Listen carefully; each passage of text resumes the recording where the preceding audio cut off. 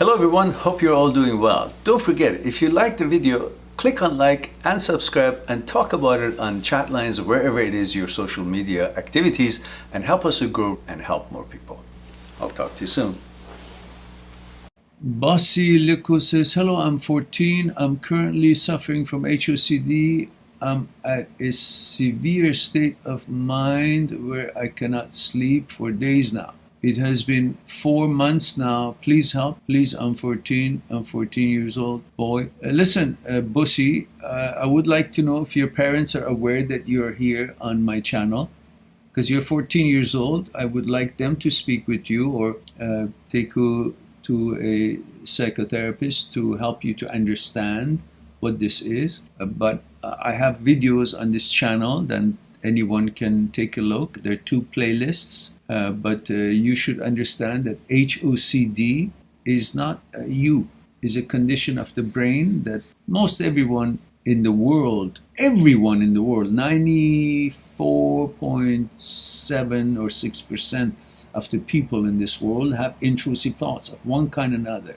Pedophilia thoughts, things about their mother or father, some very disgusting images and thoughts for them, annoying thoughts. So everybody in the world has intrusive thoughts, and that's when the brain gets into glitch of malfunction. And instead of having that natural ability to shut down intrusive thoughts when they show up, when an intrusive thought shows up in someone's head in the world, as I said, almost everybody in the world, they say, oh, that's nasty thought. And then there's something called a lever in basal ganglia part of the brain, part of the striatum it's called. This lever's name is caudate nucleus. That's supposed to automatically, once a thought popped up or image popped up that is not in line with your values and your inclination and your gender and your preferences, that lever named caudate nucleus is responsible to automatically shut that thought down. And then you say, oh, that was just nasty. And then it does its job, and then you go about your business, about your day.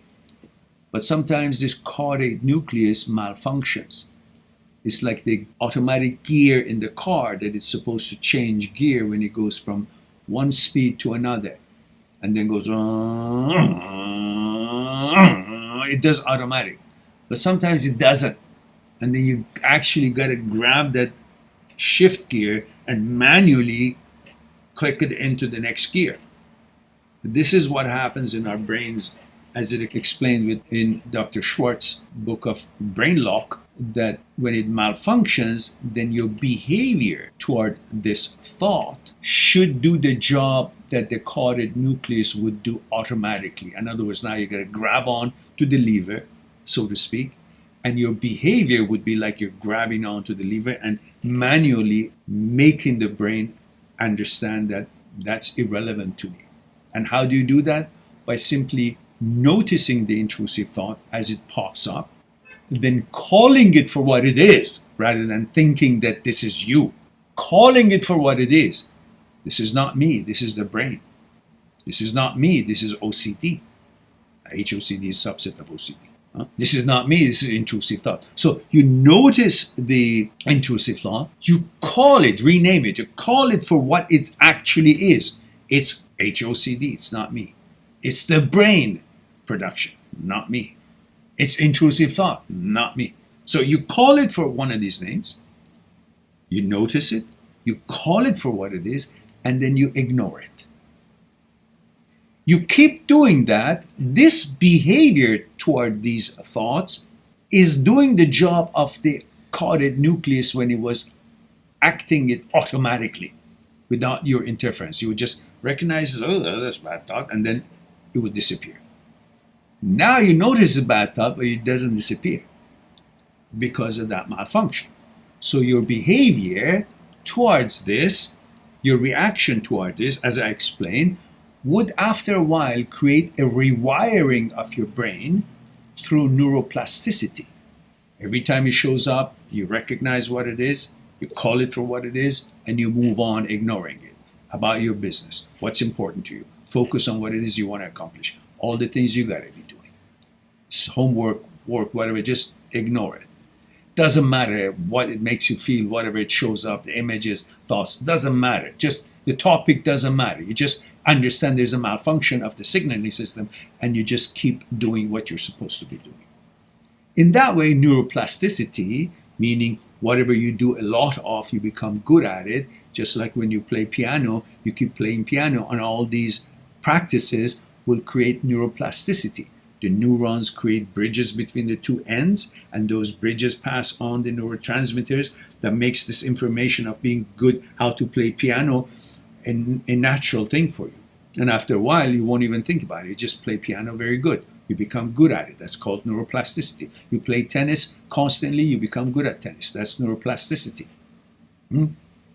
Now, doing this, after a while, through neuroplasticity, your brain constantly is now focused on how to deal with this when it shows up automatically. It becomes very easy for you.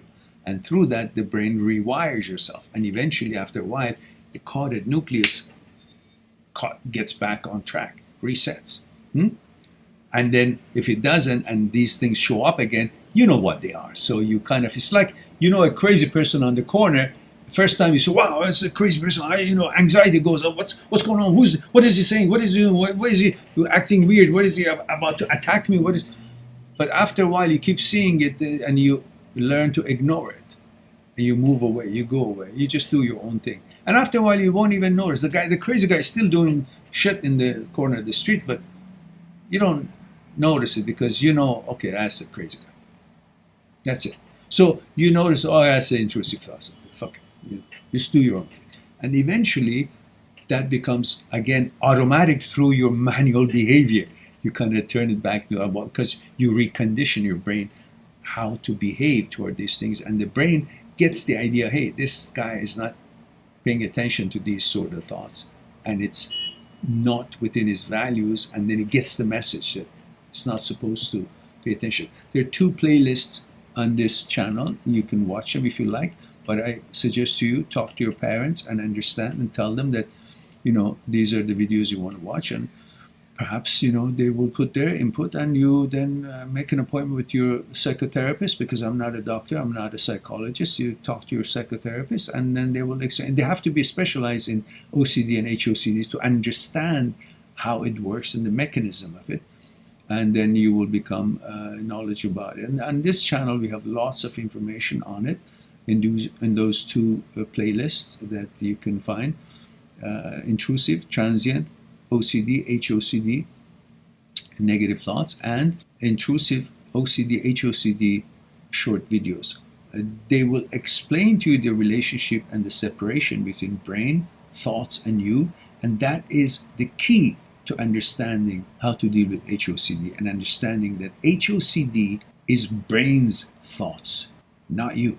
But before you understand that, you got to see the evidences philosophically and scientifically that you are not the brain, and brain is not you, and it's a separate system. And the brain can make thoughts, and you can use the brain to make thoughts for what you want to advance and accomplish. But the brain itself also makes thoughts that is totally irrelevant to you. There's nothing to do with it. It's meaningless to you, whatever it may be. And HOCD is a production of the brain. It's just a malfunction of the brain. So you deal with it, don't worry about it, but understand it, and through understanding, you get the power. Most guys have it, you know. They may not admit it, but they have it.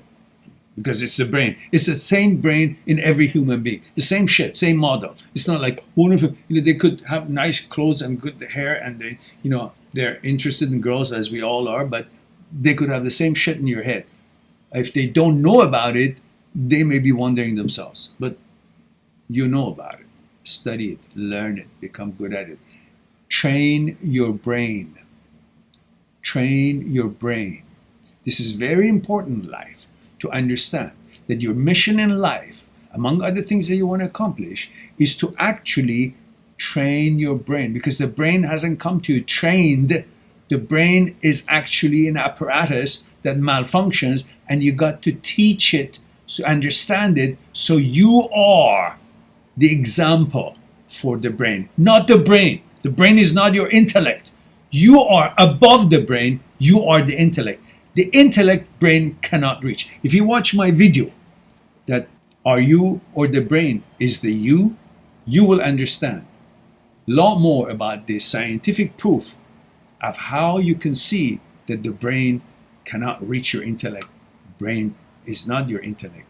Brain is not you. You're not the brain. Therefore, HOCD is brain's work, not yours. The separation between you and the brain and thoughts will set you free and to be able to handle these things and deal with them, manage them by knowledge rather than being bamboozled, thinking, oh, it's in my head, it shows up here, so it must mean something. No, it means shit. It means nothing.